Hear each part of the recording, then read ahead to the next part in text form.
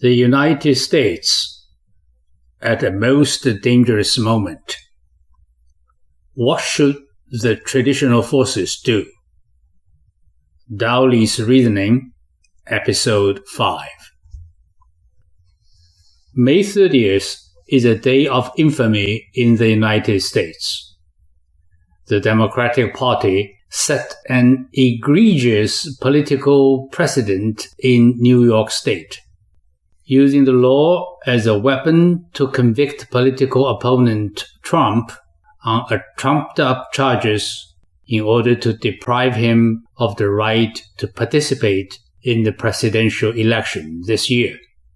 This is not an ordinary ideological dispute between the two parties, but a fundamental change in the founding principles of the United States, turning a beacon of freedom and rule of law into a banana republic.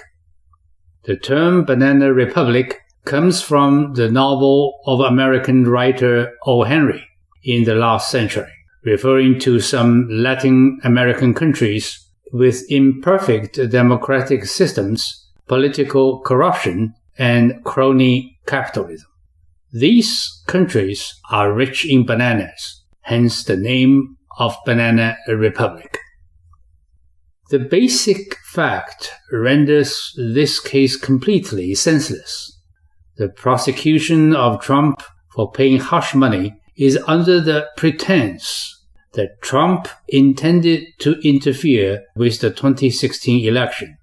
But interference in the general election, if existed, is a matter dealt with by a federal court, which is completely beyond the jurisdiction of any individual state. There are thousands of local prosecutors. If everyone interferes in the presidential election, like New York State, general election would become impossible. There has been no such precedent in the nearly 2.5 centuries of American history. This attack on the United States was like a bloodless Pearl Harbor or 9/11, except that this attack came from within the United States. This New York case is an outright weaponized legal act manipulated by the Democratic Party, which is called lawfare. The state prosecutor came to power by using the lawsuit against Trump as his campaign slogan. The state judge presiding over the case donated to the Democratic Party. His daughter's company received large donation from the extreme left, including the New York governor. Therefore, the judge should have recused himself due to an obvious conflict of interest, but he refused to do so, which is naked political corruption. Paying hush money is not illegal in itself. Accounting mistakes, the only thing the jury unanimously agreed on, is at most a misdemeanor. The ultra-left prosecutors and judges seem to have learned from the Chinese ultra-left during the Great Cultural Revolution to escalate the issue to an unlimited extent. In the absence of evidence, they insisted on Trump's interfering in the election, violating election laws, and even violating tax laws, turning misdemeanors to felonies. In fact, the money Trump reimbursed Cohen exceeded the hush money Cohen paid, so the tax revenue received by the IRS actually increased. What crime has been committed? What is even more ridiculous is that the judge also changed the rules for the conviction. As a rule, the jury of 12 people had to unanimously agree on whether that defined crime was committed. But in judge's instruction to the jury, it became that any one of the three charges, if established, would suffice, which at least tripled the chance of conviction. Trump's reimbursement of Cohen was originally one act, but because he wrote a total 34 checks, it became 34 felonies. If one of them can be sentenced to 4 years, the total can reach a maximum of 20 years. Given Trump's age, he actually has the possibility that he would be imprisoned for life. There is an ancient Chinese saying, if you are out to condemn someone, you can always trump up a charge.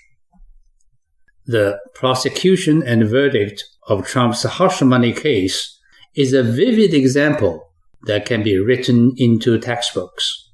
Here, the extreme left's unscrupulous manipulation of the law is thoroughly exposed. This is not substantially different from the Stalinist approach of purging political opponents. The United States has reached its most dangerous time, and its survival is hanging by a thread.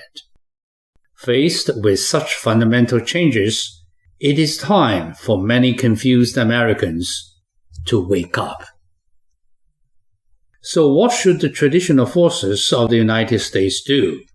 The answer is, do unto him as he does unto others. The extreme left has won the legal battle for now. But don't forget that the majority of the U.S. Supreme Court is traditional and conservative.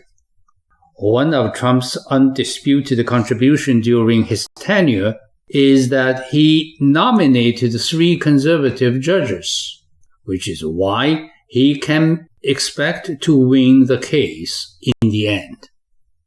However, time is the essence, and there is no time to appeal step by step. Mark Levin, an American constitutional scholar, said that conservative lawyers must be courageous and try like hell to do everything possible to get directly to the U.S. Supreme Court as quickly as possible.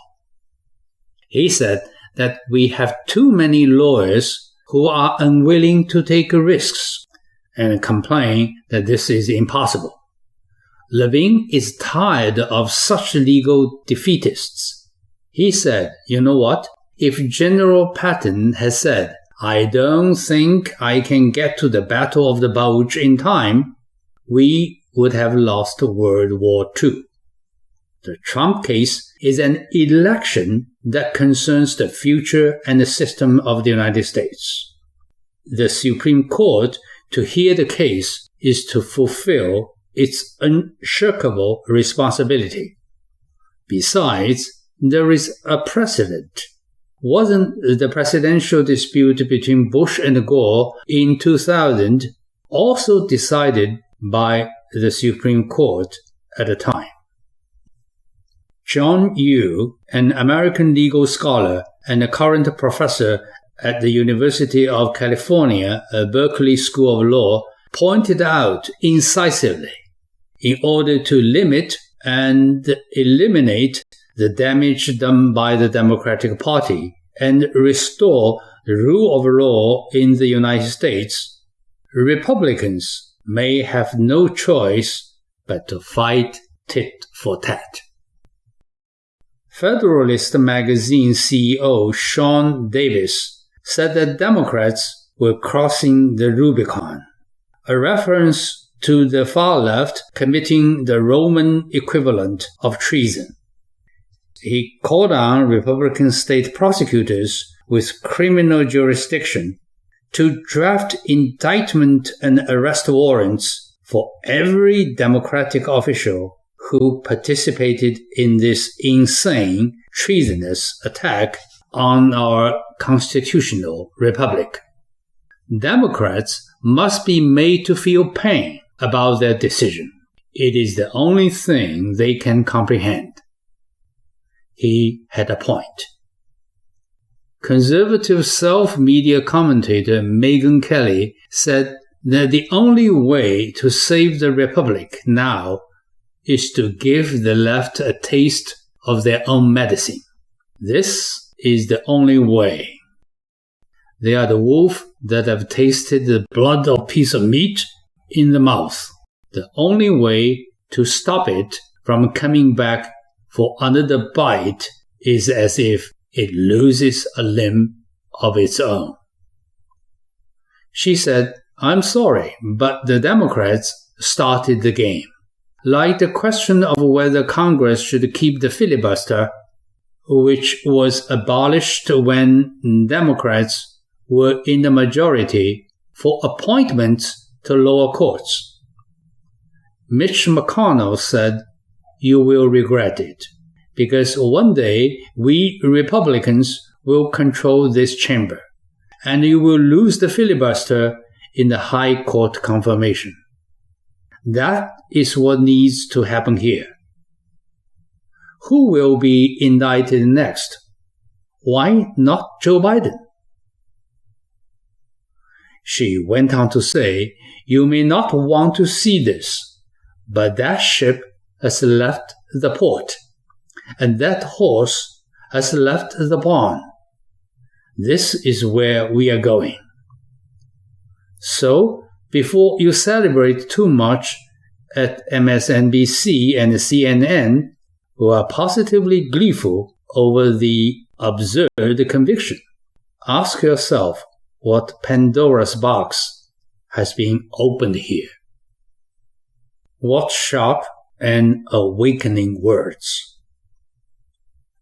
That's all for today. Thanks for listening, subscribing, liking, and spreading the words.